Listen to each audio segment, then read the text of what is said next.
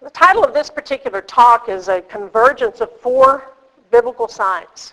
Everything that you're going to see, I've got biblical backing. We start out with Genesis chapter 1, verse 14. Then God said, "Let there be lights in the expanse of the heavens to separate the day from the night, and let them be for signs and for seasons and for days and years." Notice, signs and seasons. I mean, a lot of times we just think, well, the sun is there, the moon is there, we're simply just going to have days and the moon with its various orbit and so forth. But no, they are for signs and seasons. Signs and seasons. Now, note, God is not promoting astrology.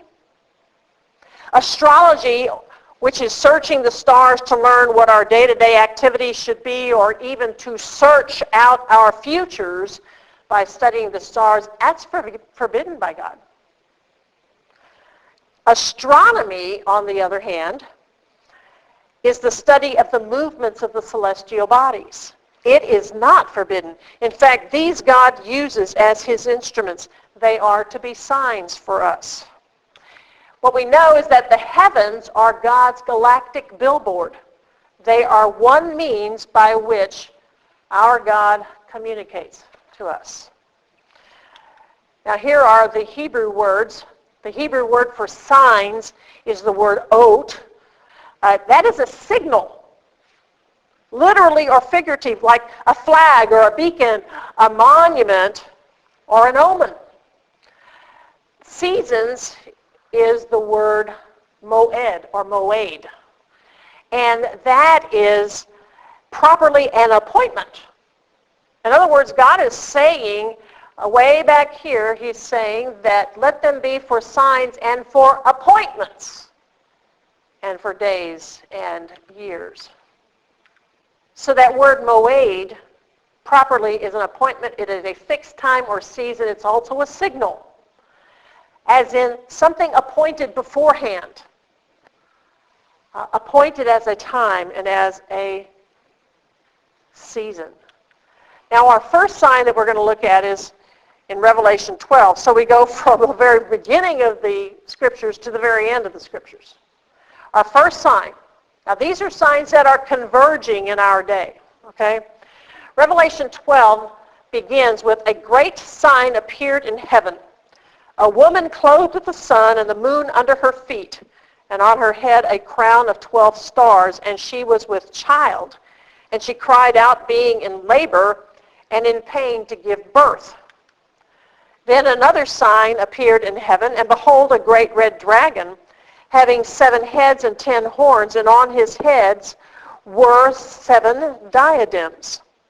And his tail swept away a third of the stars of heaven, and threw them to the earth. And the dragon stood before the woman who was about to give birth, so that when she gave birth, he might devour her child. And she gave birth to a son, a male child. Now we know that male child is Jesus. She gave birth to a male child who is to rule all the nations with an iron of rod, or a rod of iron. And her child was caught up to God and to his throne. Now, the sign that I'm about to show you appeared over Jerusalem at 5:58 a.m. on March 2nd, 2013. It was confirmed by NASA, and this is what it looked like. Well, that doesn't help too much. Let's add some artwork to it. There we go. Let's got the artwork going. Now, what you need to see here, I can get my little pointer going, is here's the woman, constellation Virgo. She is clothed with the sun. See, it's 5:58 a.m. The sun is on the rise here. So she's clothed with the sun. See the moon? It's under her feet. She's got a crown of 12 stars above her head. Okay? And here's the serpent lying in wait, waiting for that child to be born. Okay?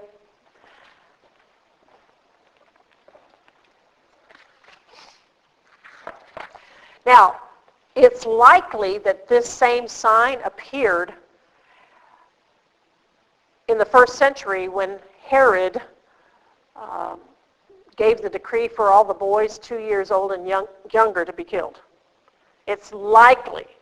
But in order for us to go back and verify that, which would be really nice to do, we'd have to know when the decree was issued to give us in the ballpark. Or we'd have to spend a lot of time with the program, the software program Stellarium, and we just have to look at the night sky over Jerusalem and just keep looking and looking and looking until we found this. But I truly believe that it happened at that time.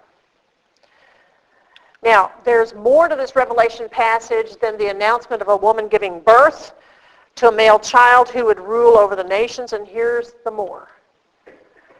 And there was war in heaven, Michael and his angels waging war with the dragon. The dragon and his angels waged war, and they were not strong enough, and there was no longer a place found for them in heaven. And the great dragon was thrown down, the serpent of old, who is called the devil and Satan, who deceives the whole world. He was thrown down to the earth, and his angels were thrown down with him. Then I heard a loud voice in heaven saying, "Now the salvation and the power and the kingdom of our God and the authority of his Christ have come, for the accuser of our brethren has been thrown down, he who accuses them before our God day and night. Woe to the earth and the sea, because the devil has come down to you having great wrath, knowing that he has only a short time. And when the dragon saw that he was thrown down to the earth, he persecuted the woman who gave birth to the male child. But the 2 wings of a great eagle were given to the woman so that she could fly into the wilderness to her place where she was nourished for a time and times and half a time from the presence of the serpent. So the dragon was enraged with the woman and went off to make war with the rest of her children who keep the commandments of God and hold to the testimony of Jesus." So he's going after those who keep the commandments of God and hold to the testimony of Jesus. I believe he's saying he's going to be going after Jews and Christians. Okay, so again, here's the picture. And again, that sign appeared over Jerusalem 5:58 a.m. on March 2nd, 2013. Was confirmed by NASA. Since this sign has appeared, there has been a tremendous increase in persecutions against Christians, and incidences of anti-Semitism have increased throughout the earth. Now, we have ISIS to thank for a lot of this, but not all of it, because a lot of persecutions have been increasing globally, and a lot of anti-Semitism is very much on the rise throughout the nations. Okay? So the first sign is Revelation 12. It has been sighted in the heavens, and the trouble that it points to is on the rise. Now we get to the second sign, which is the sign of Joel 2 and Matthew 24. Joel 2, we read, "I will display wonders in the sky and on the earth, blood, fire, and columns of smoke. The sun will be turned to darkness and the moon into blood before the great and awesome day of the Lord comes. And it will come about that whoever calls on the name of the Lord will be delivered." In Matthew 24, verse 29, we read, "But immediately after the tribulation of those days, the sun will be darkened and the moon will not give its light, and the stars will fall from the sky, and the powers of the heavens will be shaken." Now, many people have wondered what these passages mean.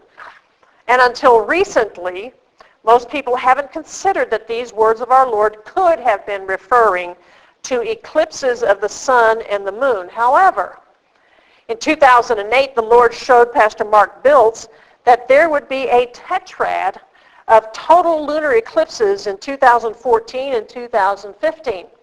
These are also known as Blood Moon Tetrads because of the moon's hue during the eclipse. Tetrads of lunar eclipses occur when 4 total lunar eclipses happen in a row. But let's look at lunar eclipses in general. NASA's got a wonderful site on eclipses, 5,000 years of lunar eclipses from 1999 BC to 3000 AD, and there's another website that's got 6,000 from 3000 BC to 3000 AD. Now, in the 5,000 years, the NASA site, there will have been, or there will be, 12,064 lunar eclipses. And of these, 3,479 will be total eclipses, and 142 of them will occur as tetrads.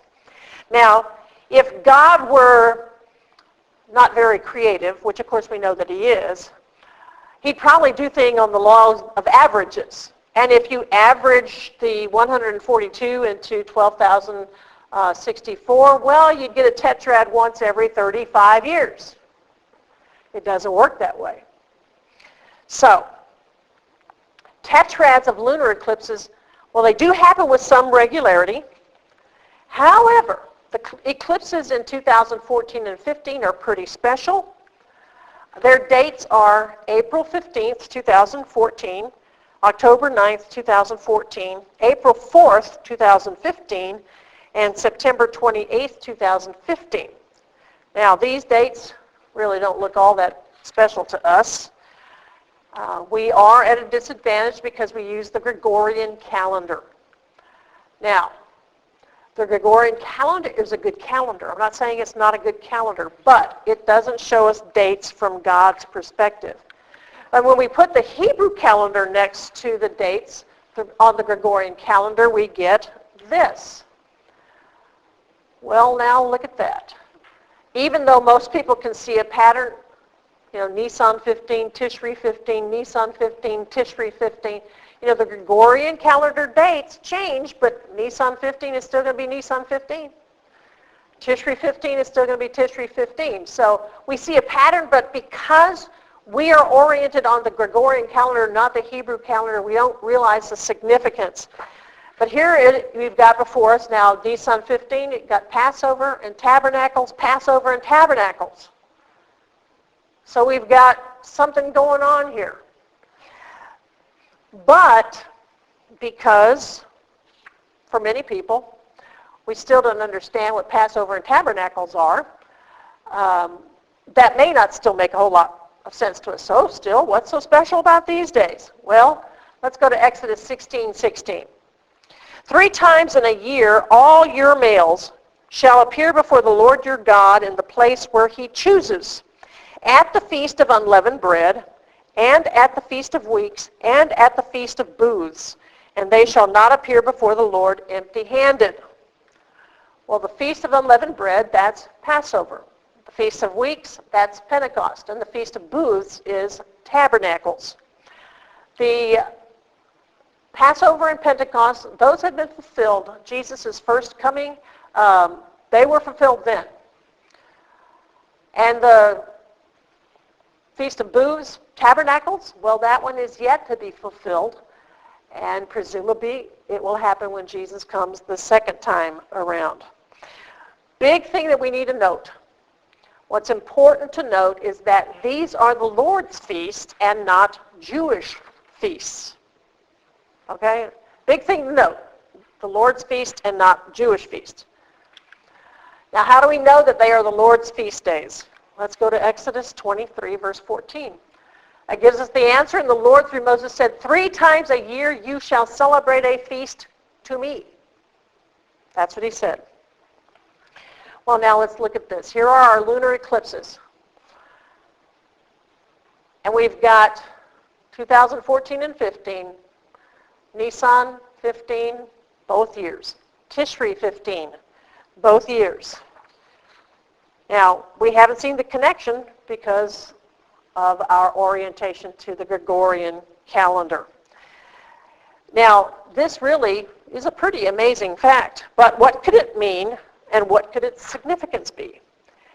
The question we have to ask ourselves is, have tetrads of lunar eclipses on the Lord's feast days occurred before? And if so, what was going on at the time? Oh, I forgot to tell you that last one on Tishri 15, 2015. And one of the interesting things here is we are actually with this particular slide, we are mixing apples and oranges. Because we have Tishri 15, that's a Hebrew calendar, but we have 2015, well, that's a Gregorian date. The Hebrew date would be 5775. Okay? But, we're kind of mixing things together here. But the last one that's going to happen on Tishri 15, which is the Feast of Booths, that particular eclipse will be a super blood moon. In other words, the moon is going to appear 14% larger than the other lunar eclipses, the other three. Now, it's not going to be larger, it's just the way the elliptical movement of the moon moves around the sun and the earth and so forth. So it'll look larger, but it'll look really large there in Jerusalem on that particular date. Now, tetrads of lunar eclipses on the Lord's feast days in the last 500 years. We have 1493 and 94, 1949 and 50, and 1967 and 68. Okay, I've got to explain this one because I've said these are tetrads of lunar eclipses on the Lord's feast days. One of the things that happened after Mark Biltz published his findings, the NASA website went down for a while. Okay, so the NASA website, the government website went down for a while. And then it came up again. Well, one of the things that I did as I was working through preparing this particular presentation is I checked everybody's numbers to see if, in fact, what everybody was saying was true. A good Berean does that. Well, it turns out that here, 1493 and 94, they no longer land on the feast days. These do. This one doesn't. And there are actually 4 more preceding the 1493 and 94, and those aren't on the feast days either. So it's like, I have, in fact, written Mark Biltz to say, have you looked at the site, the website lately? Because I believe that what he saw was true. Because I don't believe that he would have put it down in print if he hadn't seen the pattern. But it's no longer visible on the website. Not the only, but a possibility. A possibility is that the enemy doesn't want us to get the connection. And so somebody fudged with the numbers so that you can't make that connection anymore. So from 1493 and 94, back to the year 162 AD, which are the numbers that, we've got these tetrads for, they don't match anymore. Okay? The significance of these, however, is this. Look, in 1493 and 94, the Jews were being and had been expelled from Spain. Okay? They'd been expelled from Spain. Now, they were expelled in 1492, but here's the aftermath. 1494 and 50, the Jews had become a nation, but they had already had to fight for their very existence. And then in 67 and 68, that was a 6-day war when Jerusalem was regained as Israel's capital. What we learn from the ancients is this. Lunar eclipses were seen as a sign, even an omen, for Israel. So if you consider the lunar eclipses as an omen for Israel, you look at what was happening during those dates and you go, well, yeah, they were significant for them. Now, tetrad of lunar eclipses on the Lord's feast days. 2014-15, which is what we're living through now. Already there has been war. Israel has had to fight Hamas because of the elaborate tunnel system that Hamas had built into Israel from Gaza. Will there be more? We're just going to have to wait and see. But, we look back, then we can look forward, and it's really interesting. We're trying to connect the dots here. The uniqueness of the tetrads we had in 49 and 50, 67 and 68, and 2014 and 15 is this. There will not be another tetrad of lunar eclipses on the Lord's feast days during the rest of this millennium. There will not be another tetrad of eclipses on the Lord's feast days during the rest of this millennium. So much for the law of averages. It doesn't fit. What's interesting is that there have been 3 tetrads in a 66-year period. And then after this one, there aren't any for the rest of 1,000 years. That tells you something about the uniqueness of the days in which we are living. Now, let me show you a really cool slide. This one here, some people just have a lot of time on their hands, I think, when they come up with this. You see right here, we have the tetrads that, we are about to do this one. So this is 2015, this is 2014.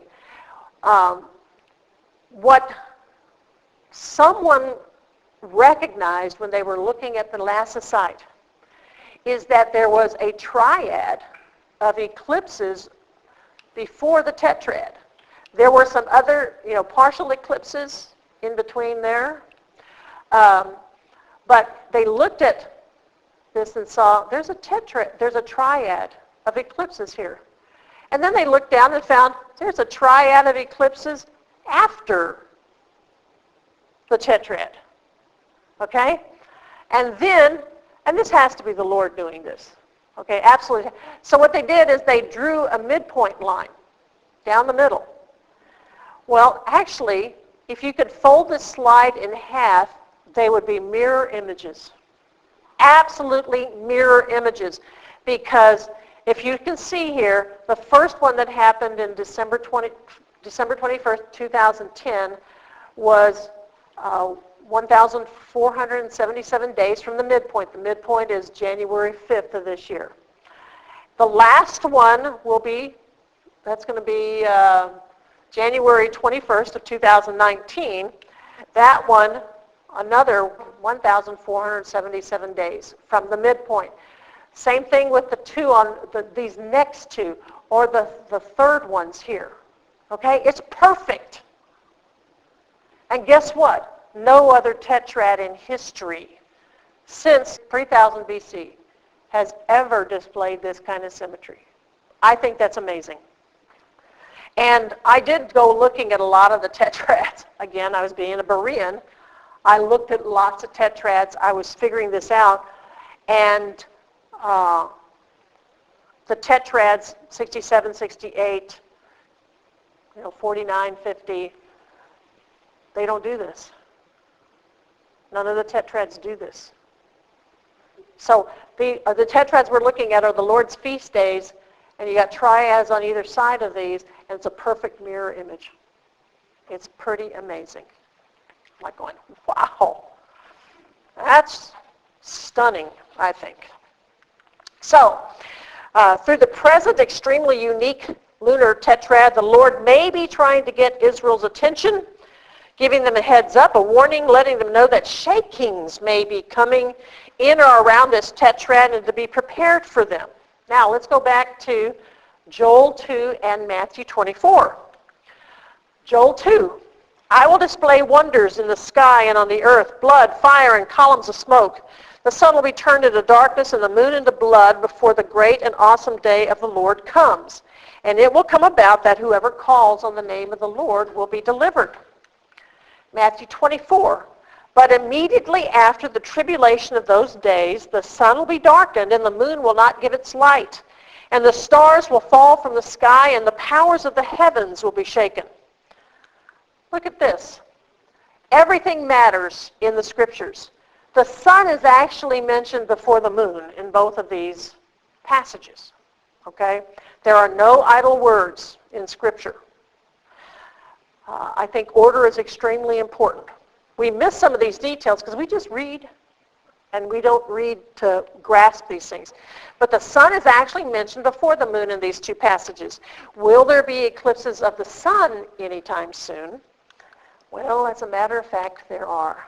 And according to the ancients, again, we go back to the ancients, eclipses of the sun were said to be a sign or an omen for the nations of the earth. Now, why would the sun be an omen for the nations and the moon an omen for Israel? Well, the moon is smaller than the sun. Israel's smaller than all the nations. That's why. So, here you've got solar eclipses in 2015. In just a few days, less than 2 weeks, we have a total solar eclipse on March 20th of this year. And then later on, we will have a partial solar eclipse on September 13th, 2015. Now, let's look at it this way. The solar eclipse is March 20th of this year. Well, guess what? It just happens to be the first day of the Jewish sacred year. Okay? The Jews have two calendars. They have a civil calendar and a sacred calendar. And so the total solar eclipse on March 20th of this year, of 2015, it's the first day of the Jewish sacred year. Now we got the partial eclipse on September 13th of this year, 2015. Well, it's the last day of the Jewish civil year. So we've got the first day of the sacred year and the last day of the civil year. So what could God be saying to the nations through these solar eclipses? I believe he could be saying this. I am the first and the last, the beginning and the end.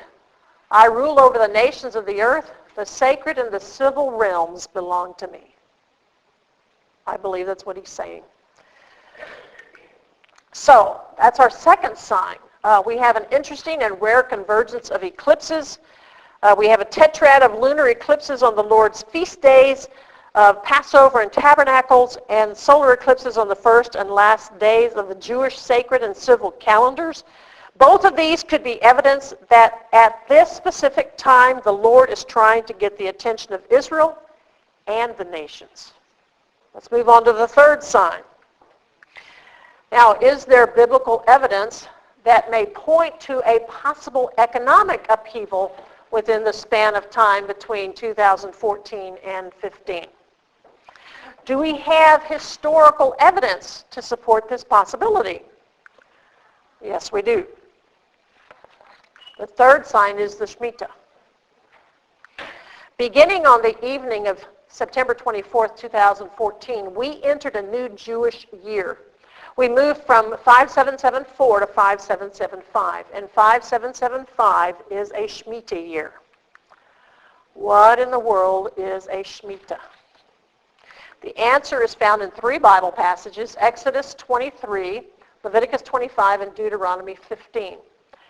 In Exodus 23, 10 and 11, we read, "For 6 years you are to sow your fields and harvest the crops, but during the 7th year let the land lie unplowed and unused. Then the poor among your people may get food from it, and the wild animals may eat what they leave. Do the same with your vineyard and your olive grove." Leviticus 25, "Speak to the Israelites and say to them, when you enter the land I'm going to give you, the land itself must observe a Sabbath to the Lord.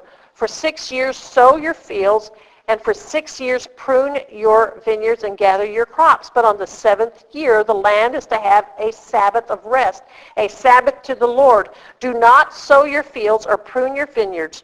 Do not reap what grows of itself or harvest the grapes of your untended vines. The land is to have a year of rest." And then in Deuteronomy 15 we find, "At the end of every 7 years you must cancel debts. This is how it is to be done. Every creditor shall cancel the loan he has made to his fellow Israelite. He shall not require payment from his fellow Israelite or brother, because the Lord's time for canceling debts has been proclaimed. You may require payment from a foreigner, but you must cancel any debt your brother owes you. If a fellow Hebrew, a man or a woman, sells himself to you and serves you 6 years, in the 7th year you must let him go free, but not empty-handed. Now, these passages, we learned that the Shemitah was a year of letting go. It was a year of release, a rest, a remission, a dissolution, a cancellation, or a nullification of debt. The Shemitah was year-long. It began on the first day of the 7th year of a 7-year cycle. It affected everyone, and it culminated on the very last day of the same 7th year. That day was Elul 29. Elul 29 comes around every year. It's one of those months of the Hebrew calendar. So Elul 29 comes around every year, but in a Shemitah year, on Elul 29, every creditor was to cancel the debts owed them by their fellow Israelites. In a sense, it was economic equalization. It was wonderful for debtors and the poor, but not so wonderful for creditors, especially those who didn't want to lose the profit they would have gained if the Shemitah year were a normal business year. Now, to keep the Shemitah would bring blessings from God. To not keep it would bring his curse or his judgment. This, of course, naturally begs the question, did God's people faithfully observe the Shemitah? No. Well then, what was the consequence of their unfaithfulness to keep the Shemitah? Exile to Babylon for 70 years. Why 70 years? 1 year for every Shemitah God's people, Judah, had not observed. Now this is what we read in 2 Chronicles 36:21. The land enjoyed its Sabbath rests. All the time of its desolation, it rested, until the 70 years were completed in fulfillment of the word of the Lord spoken by Jeremiah. So God simply handed his people over to Nebuchadnezzar. And when he took them off into Babylon, the land got its rest. Well, that works out to 490 years that Judah did not observe the Shemitah. Well, that's a lot of disobedience. It's also a lot of patience on God's part. Now, we need to understand this. The lack of observing the Shemitah wasn't the first thing to go in Israel. The first thing to go was their faithfulness to God.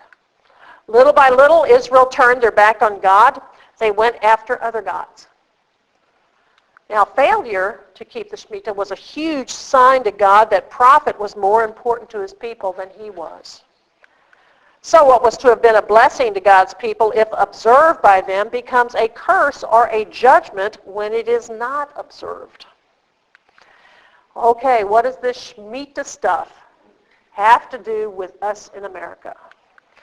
After all, we're not Israel and we're not Jewish. Well, that's true. The requirement to keep the Shemitah was given to Israel and no one else. However, there's always a however in this stuff, isn't it? It's like, now the mandate for Israel and the judgment they receive for not observing it becomes a prophetic sign to the nations of the world when they turn their backs on God and go after other gods. What's a prophetic sign? A prophetic sign is evidence that God is operating in a similar way now as he has in the past by repeating a pattern. Let me read that again. It is evidence, the prophetic sign is evidence that God is operating in a similar way now as he has in the past by repeating a pattern. So according to ancient tradition, lunar eclipses were said to be a harbinger or omen to Israel, but solar eclipses were said to be a harbinger or omen to the nations. So now let's look again at the solar eclipses. Let's look forward before we look backward. So let's look again at the solar eclipses. Here we go. Passover. Now, I changed the slide a little bit. Now 2014 and 15 are in different configurations, so I could get the eclipses of the sun and the moon together all on 2015. So now you have this total solar eclipse, March 20th, and then you've got the total lunar eclipse on April 4th. Then you have the partial solar eclipse on September 13th, and then Feast of Tabernacles on September 28th of this year.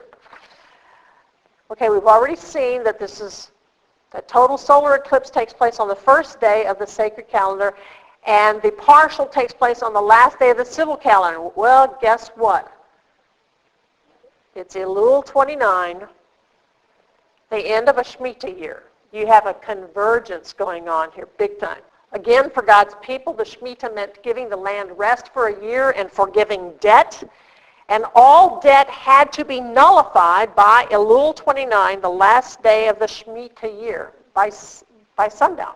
Had to be done. Okay, well, this is pretty interesting.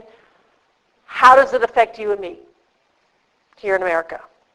Well, let's see if previous Shemitahs and previous Elul 29s have affected the nations, particularly America. The previous Shemitah would take us from 2015 this year, would take us back to 2008. The date of Elul 29 on the Gregorian calendar would have been September 29th, 2008. What happened on that date? Well, the day got off to an ominous start. The opening bell at the New York Stock Exchange and the opening bell at NASDAQ, they both failed to ring. It was seen as a bad omen.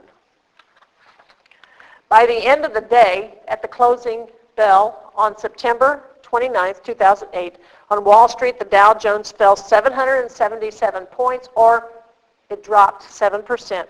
7% of the stock market debt had been nullified. Notice the sevens. Seven is God's perfect number. From the 7 days of creation to the 7 seals in the book of Revelation, the scriptures are saturated with sevens. 7 is God's number. His fingerprints were all over that day, and it was Elul 29. It was the day of a partial solar eclipse. Now, what if we go back to the previous Elul 29? What date will we be at then? Well, we'd be at September 17th, 2001. That day, by the end of the day, the Dow Jones had lost 7% of its value. Again, a 7. In fact, if we study the 5 greatest U.S. stock market crashes after World War II, we find that every single one of them occurred on Elul 29 or in the wake or aftermath of a Shemitah. That's pretty amazing. Now maybe you're wondering, well, why would God bring financial judgment on America? Well, because we, like Israel before us, have turned our collective backs on God. Now here's an historical fact, that the people who first came to America consecrated this new nation to God, and specifically that it be for the advancement of the Christian faith. Now here are the words of the Mayflower Compact. I'm not going to read the whole thing, but these are the first words. Having undertaken for the glory of God and advancement of the Christian faith. Mayflower Compact, 1620. Now on April 23rd, 1789, this is 1 week before the inauguration of George Washington. This happened in the New York Daily Advertiser, the paper of the day, 1 week before. This is what the paper had. On the morning of the day on which our illustrious president will be invested with his office, the bells will ring at 9 o'clock when the people may go up to the house of God and in a solemn manner commit the new government with its important train of consequences to the holy protection and blessing of the Most High. An early hour is prudently fixed for this particular act of devotion and is designated holy for prayer. Now here's part of Washington's inaugural address. Strongly religious. And he called his listeners to remember and acknowledge God. He said, in tendering this homage, this act of worship to the great author of every public and private good, I assure myself that it expresses your sentiments not less than my own, nor those of my fellow citizens at large, less than either. No people can be bound to acknowledge and adore the invisible hand which conducts the affairs of men more than those of the United States. Every step by which they have advanced to the character of an independent nation seems to have been distinguished by some token of providential agency. And we ought to be no less persuaded that the propitious, favorable smiles of heaven can never be expected on a nation that disregards the eternal rules of order and right which heaven itself has ordained. As we've noted, the historical evidence is that America was consecrated to God at its inception, and we've been turning our backs now on him for about the last 50 years. What then would God be attempting to communicate to us through these judgments? Well, through them, he's calling us to return to him. God's judgments are never meant to destroy. They're meant to get our attention and to return us to him. Now, he doesn't want to destroy us, but our actions may not give him any choice. Just like Israel's actions after 490 years, he eventually had to act because he had told them exactly what he would do, and if he did not do exactly what he said he was going to do, then that makes him a liar, and God is no liar. So in this regard, if we want to avoid judgment and destruction, then we've got to implement God's remedy. Now the remedy is found in what the Lord told Solomon after the dedication of the temple in Jerusalem. The answer is found in 2 Chronicles 7, verse 13 and following. God said, notice this is God causing the problems. When I shut up the heavens so that there is no rain, or command locusts to devour the land, or send a plague among my people, if my people who are called by my name will humble themselves and pray and seek my face and turn from their wicked ways, then I will hear from heaven and will forgive their sin and heal their land. Now we know that a third Shemitah is coming. This year it'll be September 13th, 2015. That is Elul 29. We do not know if there will be another financial collapse, or if there will be war between nations, or if there will be no judgments at all. I mean, God is not obligated to do any of the following, okay? But the prophetic sign has already been given to us twice. The prophetic sign has already been given to us twice. It would be good for us to take notice of the signs God has given us. And if there is another financial collapse coming, how do we prepare for it or respond to it? So the third sign, the convergence that's happening, is the Shemitah. Apparently it does affect nations outside of Israel. Now we come to the fourth sign. Now this sign may very well be the most important sign of all. It may actually tell us where we are on God's prophetic timetable. Now, please know this. I'm not here to set dates. But Jesus chastised the religious leaders in his day for not knowing the day and hour they were living in. Here are the words of Jesus. Matthew 16. Then the Pharisees and Sadducees came and testing him asked that he would show them a sign from heaven. He answered and said to them, when it is evening, you say, it will be fair weather, for the sky is red. And in the morning it will be foul weather today, for the sky is red and threatening. Hypocrites, you know how to discern the face of the sky, but you cannot discern the signs of the times. Well, the fourth sign is Israel. And Israel will soon be 70 years old.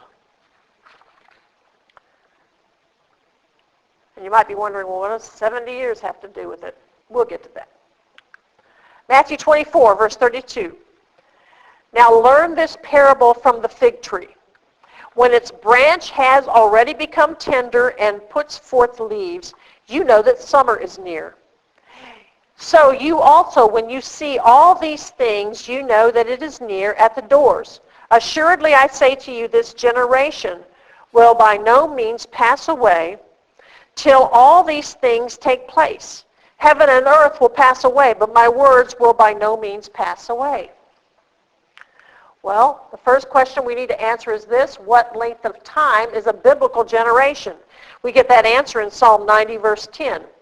The days of our lives are 70 years, and if by reason of strength they are 80 years. Yet their boast is only labor and sorrow, for it is soon cut off, and we fly away. So Israel is about to turn 70. In fact, in 2018, she will turn 70. So the next question we need to answer is this one. Well, what kind of things is Jesus talking about? He says, when you see all these things happening, it's soon, it's knocking at the door. This is Matthew 24, but the preceding verses, I'm just going to read the bold. Because the disciples have asked, what will be the sign of your coming and of the end of the age? Jesus said, for many will come in my name, saying, I am the Christ, and will deceive many. You will hear of wars and rumors of wars. Nation will rise against nation and kingdom against kingdom, and there will be famines and pestilence and earthquakes in various places. They will deliver you up to tribulation and kill you, and you'll be hated by all nations for my name's sake. And then many will be offended, will betray one another, and will hate one another, and many false prophets will rise up and deceive many. And because lawlessness will abound, the love of many will grow cold. Therefore, when you see the abomination of desolation spoken of by Daniel the prophet standing in the holy place, whoever reads, let him understand. Then let those who are in Judea flee to the mountains. Let him who is on the housetop not go down to take anything out of his house. And let him who is in the field not go back to get his clothes. But woe to those who are pregnant and to those who are nursing babies in those days. And pray that your flight will not take place in winter or on the Sabbath. He goes on to say, for then there will be great tribulation, such as has not been since the beginning of the world until this time, no, nor ever shall be. Verse 23, you're going to hear of false Christs and false prophets.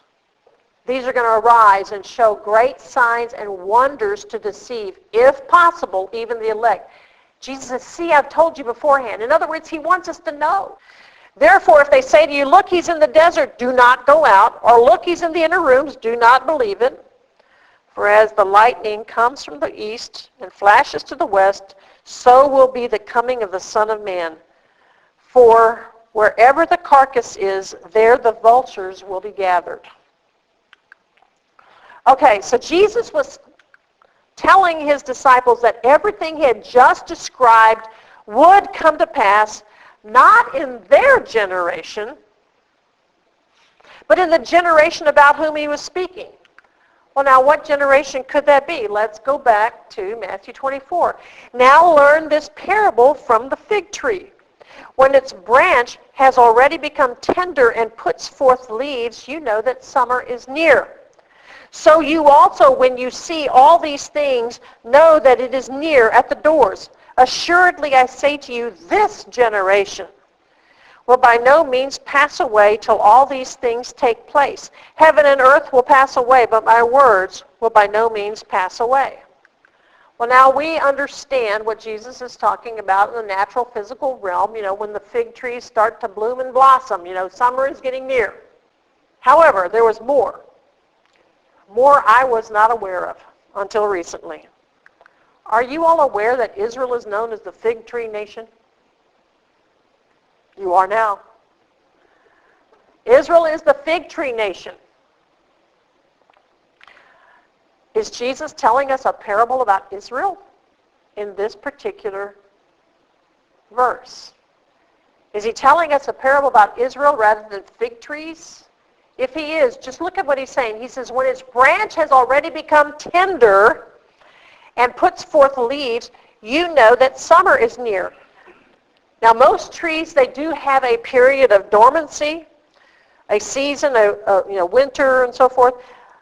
But as winter starts to turn into spring, we begin to see signs of life in them. Now, historically, we know that when Jesus was answering the question the disciples have asked him about, what are the signs of your coming? Jerusalem and God's people, they were headed into winter. Not spring, not summer, a winter that was going to last nearly 2,000 years. But in May 1948, in one day, Israel became a nation. And God's prophetic time clock began to tick for this present generation. So based upon what we've learned so far, our present generation is a very likely candidate for the generation Jesus was referring to. Now, if Jesus is referring to our present generation, what would this mean for us? Well, let's go back to Matthew 24. There's a lot packed in Matthew 24, these few verses. Now learn this parable from the fig tree. When its branch has already become tender and puts forth leaves, you know that summer is near. So you also, when you see all these things, know that it is near at the doors. Assuredly, I say to you, this generation, draw a line from fig tree down to this generation. Connect the dots. This generation will by no means pass away till all these things take place. Heaven and earth will pass away, but my words will by no means pass away. What are the things Jesus is talking about? Well, everything that came in the verses before that. All that war and rumors of war and times of tribulation and persecution and all that sort of stuff. Well, now all these verses that came before this Matthew 24, verse 32 and following, all of the stuff that we read earlier can be summarized with one word: shakings. Lots of shakings. Now, if Jesus is referring to our present generation in this passage, then there is a very good possibility that soon we will be seeing and experiencing a lot more trouble throughout the earth. Terrible trouble. And guess what? It has nothing to do with global warming. Now, with the convergence of the other three biblical signs, the Revelation 12 sign, the lunar and solar eclipses, and the Shemitah, it really may be a good time to consider all of these things and how we might prepare for what may be coming our way very, very soon. Is there something that we might want to be doing, how we might want to educate and prepare people for the trouble that may be coming? The fourth sign is Israel. Now, you might be wondering, is there anything more? Gee, guess what? There is much more information that I could have added to this, but this was enough. It would have been too much.